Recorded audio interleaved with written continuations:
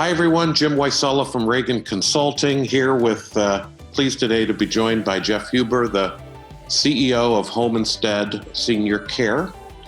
Home Instead's been around for, about 25 years, I'd say. Started off as just a small group of people wanting to help families in Omaha. It has certainly grown since then into a global billion-dollar company with 1,100, probably more than 1,100 franchises out there, offering everything from sort of personal care service all the way to hospice care, and in recent years, help and training for older adults with Alzheimer's and other dementias. Jeff has been there since 1998 and has been CEO since 2015. President and CEO then. And just in the interest of full disclosure, I've known this guy for a while, for years, and I actually did some work with Home Instead years ago, and we've kind of stayed in touch ever since. Jeff, thanks for joining me, and how are you doing? Yeah, it's great to be with you. Thanks, Jim. We're holding up really well. Thanks for that introduction, too. So, here in Omaha, one of the nice things about Omaha is that anything that gets here, we don't get any of the highs too high or any of the lows too low. So I think we've taken a really measured approach. We're very fortunate to have the University of Nebraska Medical Center here, who's really got a specialty and these kinds of things.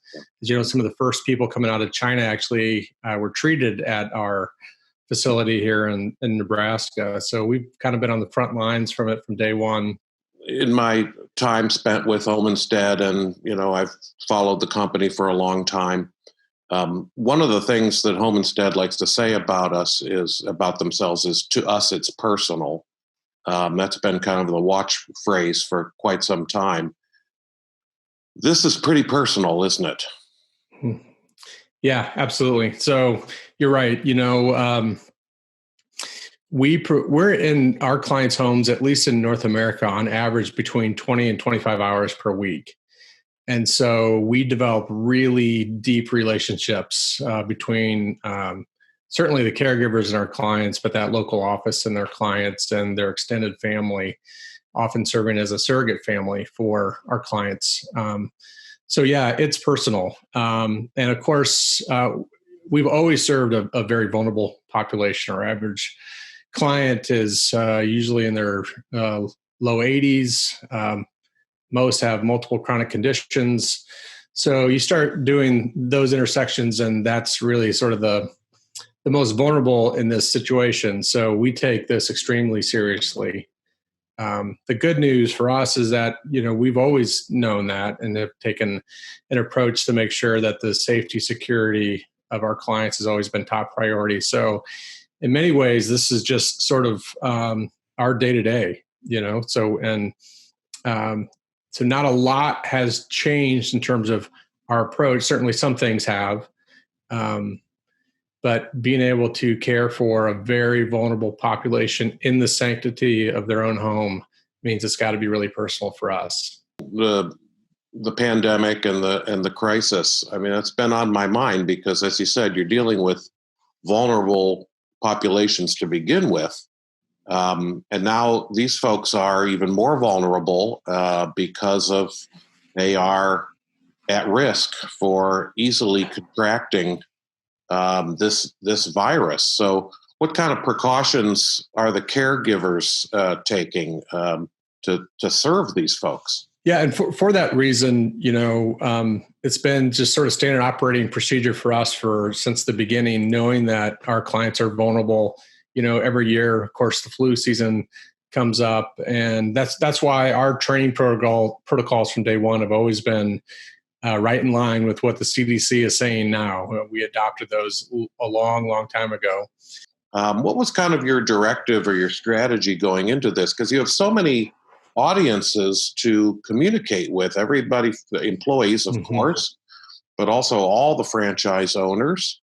And then, the prospective customers and the general public. There's a lot to do there, isn't there? So I attended the World Economic Forum and it was in Davos, and it was like the third week of January, and that's where I first learned about it. In fact, I was set to speak on a panel about healthcare opportunities in China. We have presence in China, and in the prep session for that, that's where I learned about it. And they said out of Wuhan, and immediately got my attention because we had operations in Wuhan, and so and then the next day, I'm a governor for the future of health. And Dr. Tedros of the WHO was supposed to be there, but he had to pipe in because he was beginning to deal with this. And so I gained a front row seat to it right away, and came back from that and started talking to our team about we got to keep a close eye on this. We had some early decisions about travel, certainly. So not long after that, made some decisions about travel to Asia, and then restricted travel altogether. So the tone I wanted to set was like very serious because we serve a very vulnerable population, but also very measured in our approach because there was so much that we didn't know at that time. We didn't want to overreact, and we certainly didn't want to underreact. So it was just like, let's make sure we're really measured.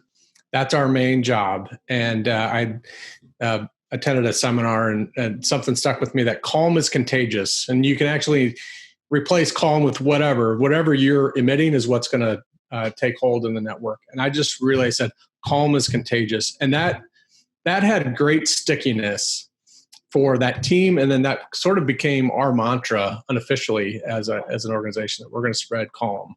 Panic can be contagious as well. So I exactly. And I'm so glad to hear you talk about tone, because I think, I'm a communicator, I'm a writer. Tone is everything. Voice matters. And, as I, talk to CEOs and work with organizations, I've kind of put it into this sort of three categories. First, you have to deliver information. People want to know what's going on, particularly employees, but also customers and franchise owners, in your case, want to know. So they need basic information that is reliable. They also, the second category I would say, is they want to know, they want some perspective on that information. They want some level of analysis. What does this mean for us? And then the third thing gets to really what you're talking about, is that they also want empathy, compassion. Calm is another way to put it. I said, our decision-making is really going to be guided first and foremost by our core values. Second main principle is that no matter what, we'll make decisions that are first and foremost in the best interest in the health and safety of our clients, and of course the people who serve them, our caregivers and our other stakeholders. And then we're going to be very calm and measured in our decision making, and we're going to be guided by information. And so we're fortunate to belong to a number of and have direct access to organizations like the World Economic Forum and the WHO and CDC and National Institutes of Health. And so we had access to some pretty good sources of information, which I think helped give us some credibility and helped to create that sense of calm within our franchise owners. So that was really the main strategy. I was not so focused on the first two things you mentioned, giving them information, because I was really confident that our team was going to be able to deliver accurate information. And thanks to the help you'd given us years ago, we have a good communication strategy and systems and tools in place. So we didn't have to, stand anything up. That had all been done in the past. We didn't have to educate anybody on the tools and how to access the information that were available to them.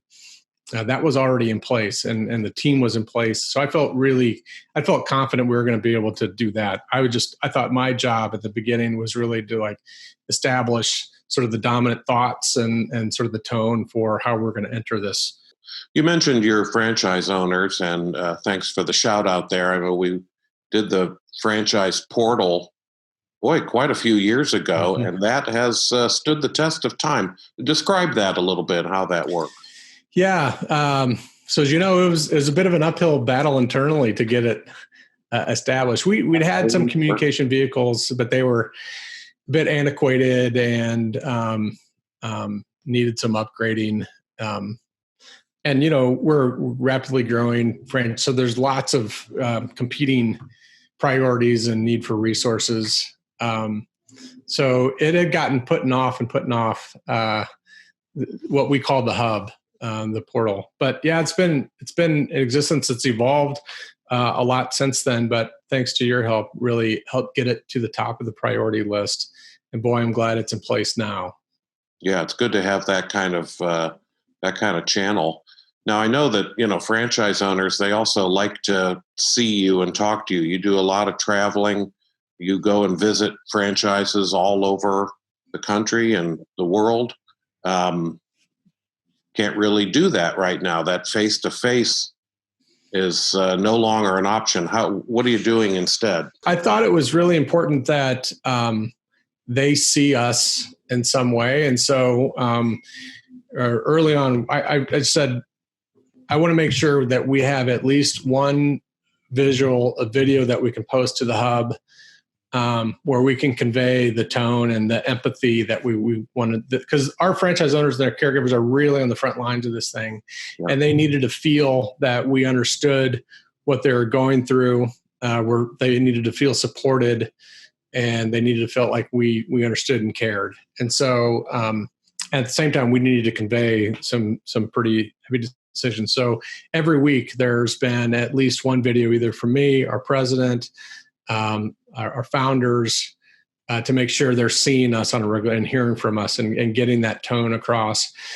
Then we, on the hub, we were able to immediately set up a resource center on COVID. And we initially were posting updates to that twice a week, and now 3 times a week. So we've really conditioned the network to go to the hub every Monday, Wednesday, and Friday. There's going to be an update with new information. Let's talk about employees a little bit. I mean, Home Instead has grown so much over the years. I remember back when we first met, it was, you could practically just gather everybody in a room and talk to them. And people kind of liked that because Home Instead is a very family kind of oriented company. But it's grown since then tremendously. And now with this, are most people working from home now? Is that what you have done? Yeah, that was one of the big decisions early. So we closed the office. Initially, we closed it for most people, and then now we've closed it now for several weeks to everyone. So thanks to those tools, we're able to communicate regularly with everyone. Immediately, the first week that we were working remotely, I just said we have to stay in constant visual contact with our people. We are a very tight-knit group, and we're not going to have that sort of bump into the hallway, or for us, we call it our kitchen table where we gather for lunch every day. Those interactions matter so much. So we have to recreate those and be much more intentional about those virtually.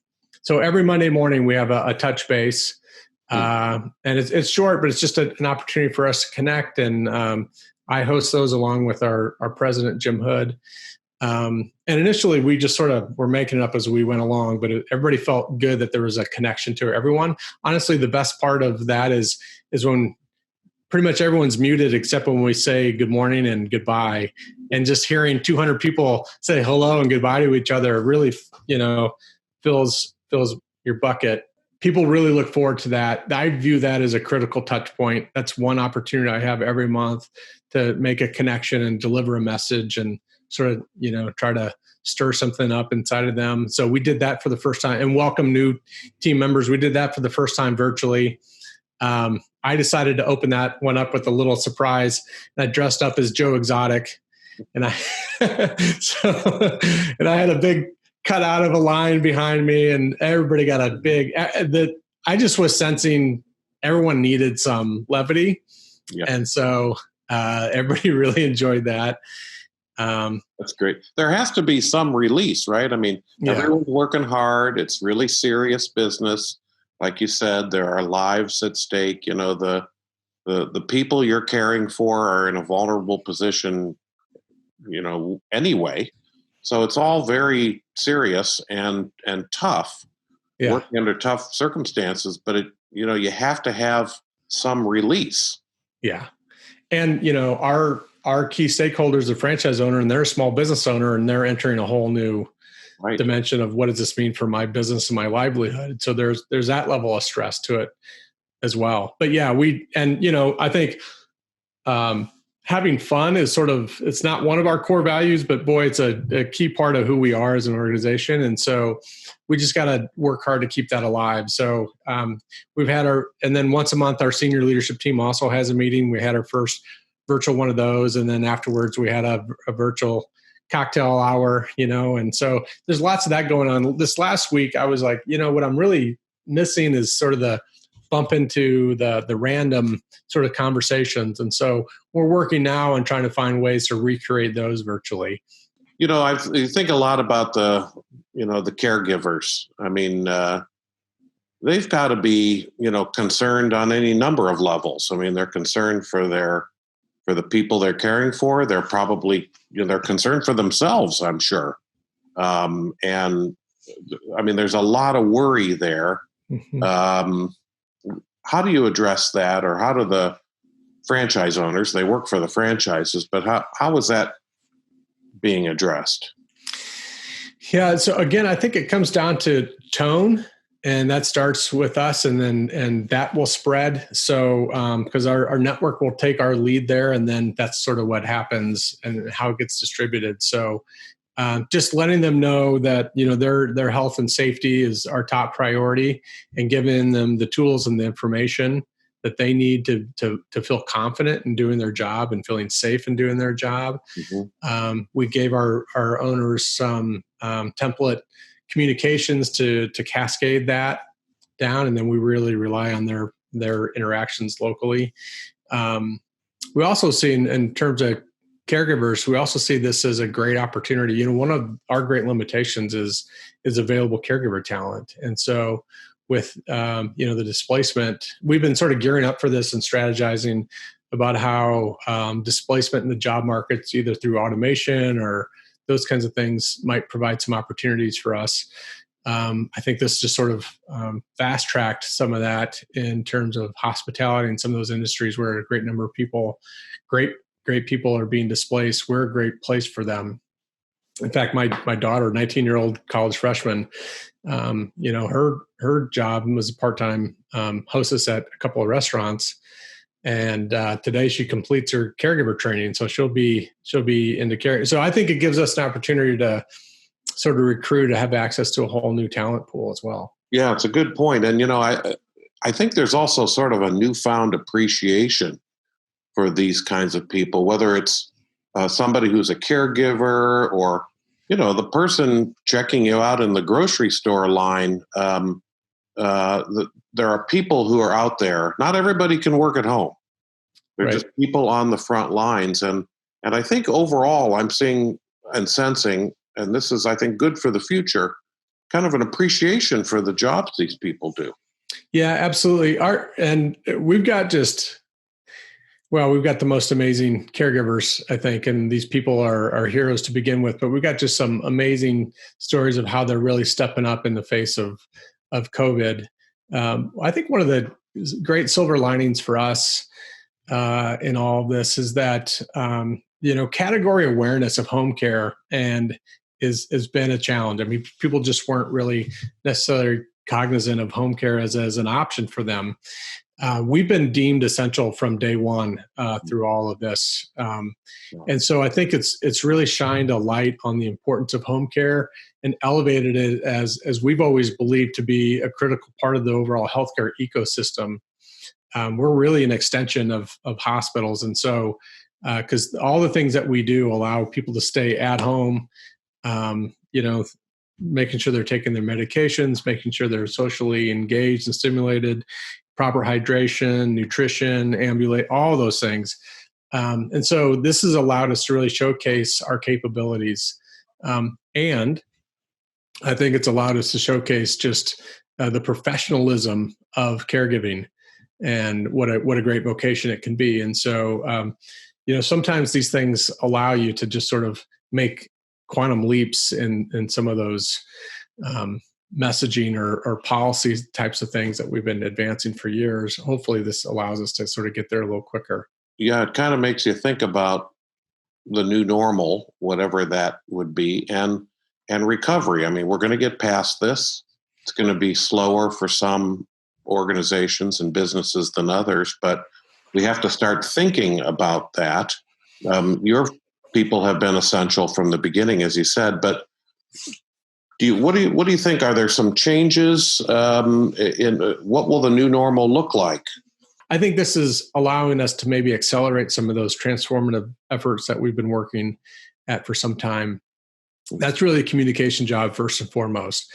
And I think maybe this is, somebody said an expert is anybody from out of town, right? I think maybe COVID has sort of become that major expert from out of town who's really made the case for the value for these things that we've been trying to roll out to the network, whether it's a new CRM, a new operating system, some virtual capabilities. And so we're seeing actually, as owners are starting to settle into what this means for them, I think we're also starting to see a spike in interest in some of those new capabilities because those who were early adopters are really benefiting from having them.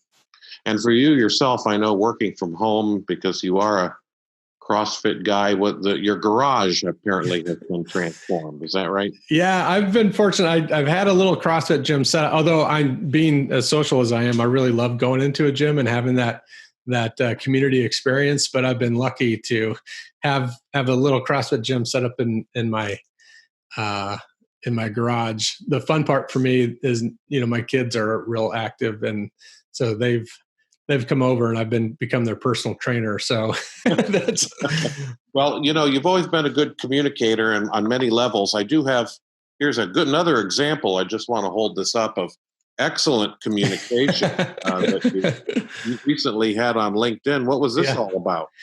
So my parents are part of that vulnerable population. They're 84 and 82. They're in relatively good health, although, they're starting to show some signs of frailty. They only live like 5 blocks away, and I haven't really been able to see them face to face. We're used to seeing them all the time. So, but one of those new tools that we've been sort of rolling out to our network, we made a strategic investment in a company called GrandPad, which is a tablet that's designed for someone in their 80s. And so anyway, over Easter, we were able to share Easter together through GrandPad, and I took dinner over and left it on their doorstep. So for them for Easter, but it's just, we've been trying to get the message out about social isolation and loneliness is a real issue in our society. Was long before COVID. It's really exacerbated now. And so we're just trying to do our part to raise awareness for people to look out for your neighbors or your community and people who might be at risk for social isolation. And so I think that was kind of part of our social media campaign on that. So thanks again for taking the time. Really good points you made. Great interview. Appreciate you taking the time to talk with me, and I'll talk to you soon. Yeah, well, if I could just one final thing, and thank you. I guess looking back, I'm just really, really grateful for your counsel years ago and helping get our organization. Sometimes you wonder about the investments in some of those systems and tools and strategy, and I'm just, I feel really fortunate that we made those investments, and they've served us extremely well in this situation. It's really been kind of seamless for us in terms of being able to get messages out to our network and have the people to help us with that. And even things like, we invested in a video team and a creative services team, and we have a studio in our building now. So, making those investments early and following your guidance and having a strategy in place has really served us very, very well. So I want to say thank you for all of that. Well, very kind of you to say so. And I'm very glad that you did, because it really shows in how you're communicating. So just a great example for people. So thank you, and take care of yourself. Yeah, you too. Thanks, Jim.